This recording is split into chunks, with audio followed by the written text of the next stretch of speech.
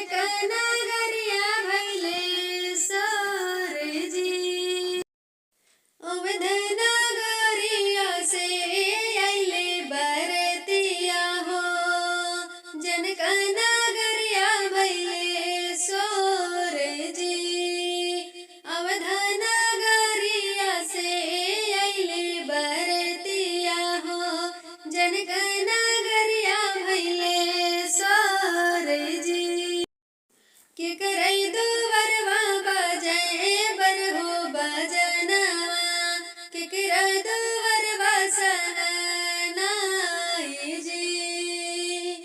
कहवा से आवे हथिया से घोड़वा, के करे आंगनवा भैले अजोर जी।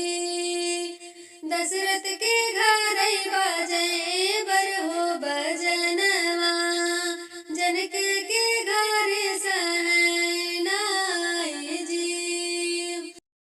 जनक दुआरे आवे हथिया से घोड़ेवा, जनक आंगनवा भैले अजोर जी। दशरथ के घर बाजै बरहो बजनवा, जनक दुआरे सहनाई जी। जनक दुआरे आवे हथिया से घोड़ेवा, जनक आंगनवा भैले अजोर जी।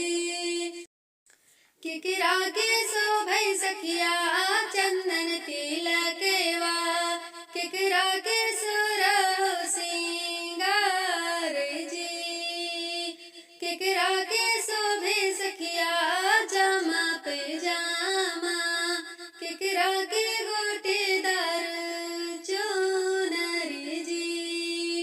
केकरा के शोभै सखिया चंदन तिलकवा, केकरा के सुरहो सिंगार जी। केकरा के शोभै सखिया जामा पैजामा, केकरा के गोटेदार चुनरी जी। राम के शोभै सखिया चंदन तिलकवा, सीता के सुरहो सिंगार जी। राम के शोभै सखिया चंदन तिलकवा, सीता के सुरहो सिंगार जी। राम के शोभै सखिया जामा पैजामा, सीता के गोटेदार चुनरी जी। राम के शोभे सखिया जामा पैजामा, सीता के गोटेदार चुनरी जी। के हो बैठे सखिया मड़वा के बीचवा, के कार होवै कन्यादान जी। के हो होई है सखिया सबसे पराई, के बियाही ले जाए जी। के बैठे सखिया मड़वा के बीचवा, के कर होवै कन्यादान जी। के होई सखिया सबसे पराई, के ही बियाही ले जाए जी। राम दुल्हा बैठाए बीचे आंगनवा, सिया के होवै कन्यादान जी। सिया होई सखिया सबसे पराई, राम बियाही ले जाए जी।